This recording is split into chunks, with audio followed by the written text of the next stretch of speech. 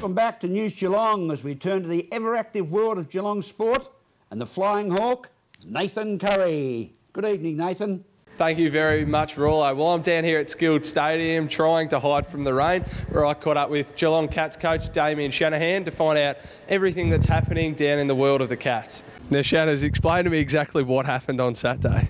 Yeah, we got done by the rain, really. It was quite a wet afternoon in the end, and Duckworth-Lewis system came into play where I suppose our last 7 overs was in the rain, bowling-wise, and we couldn't bowl our quicks, couldn't stand up, so got told to keep playing, and so we bowled our spinners, see them up, they were bowling, and they ended up piling on about 96 runs in 7 overs, which really was costly.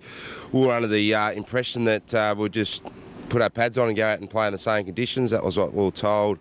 Well, Liam Buchanan was told from the umpire, and that wasn't the case. We ended up putting the covers on for an hour and 20, which Duckworth-Lewis came into recognition, and we had to chase 69 in 6 overs, and if you lose a wicket, basically add on another 15 runs per ball. So, yeah, it was pretty hard going, and after 5 overs, that constitutes the game, and the umpire decided after 5 overs to call the game off.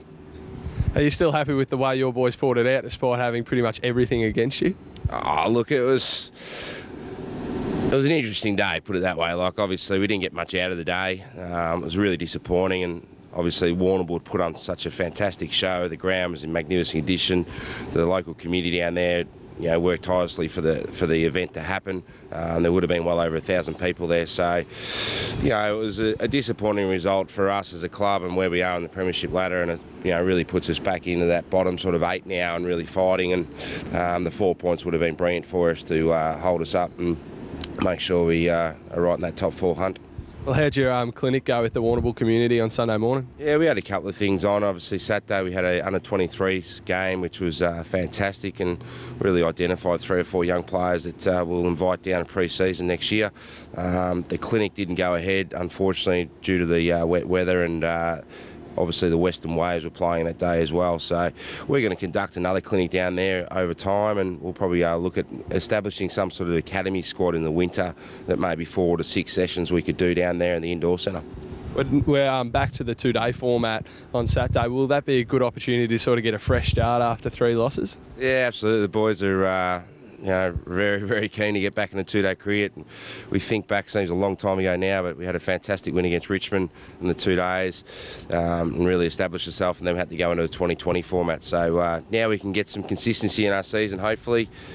Don't know about the weather though, but you know, if majority of, you know, all of them being 2-day cricket now, we can really push forward. And you know, the test is going to be on. We've got Essendon this week who are below us, but then the rest are above us. The last 4 games will be against sides that are all be fighting out for finals, so destiny's in our own hands. Will there be any changes to the side that walks onto the park out behind us? Still undecided, actually. We've got a squad of 13 picked for this weekend. Obviously, with the rain around and the wicket hasn't had much preparation, if not at all. So we might go with another quick. And Adam DiGiacomo might come in, but at the moment we're undecided, and we'll make those decisions on Friday.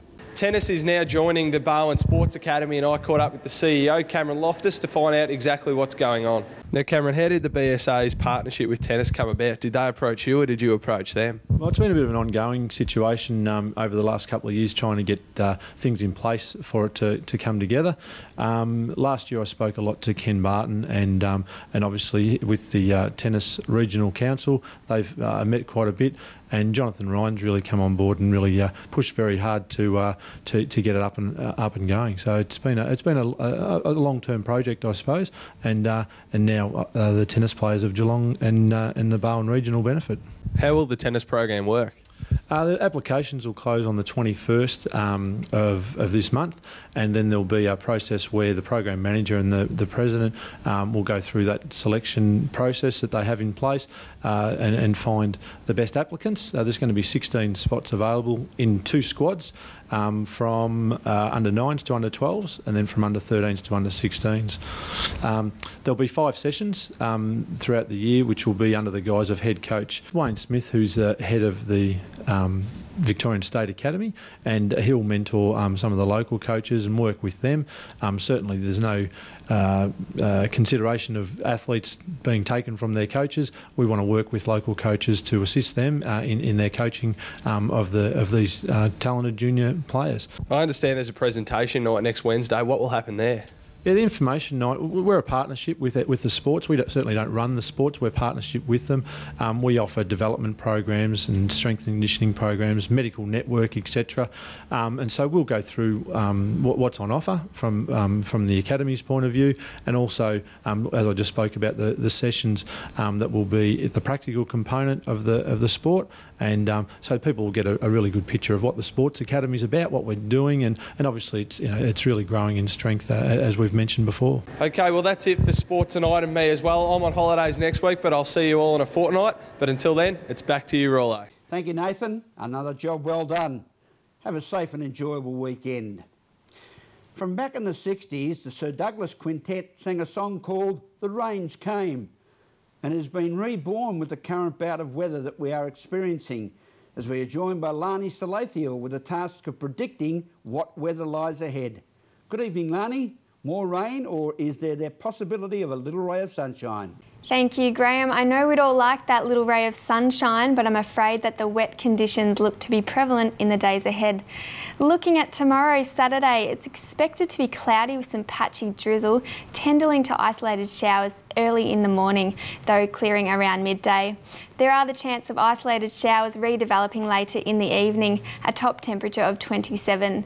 On Sunday, it will be sunny with some isolated showers on the Surf Coast later in the evening as well, and a top of 26. To start off the week, on Monday, a partly cloudy day with a shower or two and a top of 23.